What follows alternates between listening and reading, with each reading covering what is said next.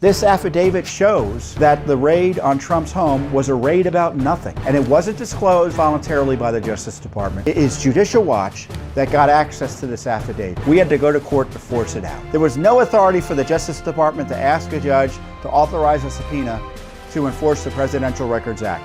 And obviously, the judge had no authority to approve a warrant that had no basis in law. You know what it was about. It was about finding a reason to harass President Trump, try to jail him, and try to prosecute him. And they misused the law, misstated the law, and in my view, improperly got a judge to approve a warrant that had no good faith basis. The Biden operation, despite doing something so obviously abusive, so obviously political, so obviously unprecedented, had zero interest in disclosing anything. This affidavit, by the way, is evidence of abuse of authority, abuse of power, and government corruption. And I'm glad Judicial Watch got it out. Yes, we were right. There was no good faith basis to raid the president's home. They were using the pretext wrongly of the Presidential Records Act and suggesting that the president had classified records on his premises when in fact they were all unclassified to raid his home. When you look at the Presidential Records Act, there is no enforcement mechanism. It's the discretion of the president to decide what's presidential versus what's personal. Bill Clinton had records after he left the Oval Office, and it looks like they might be presidential records. It looks like they might even be classified presidential records. And the Justice Department came back to us and said, no, you have no right to get these records. And the court agreed. And yet they changed their minds when it came to targeting Trump.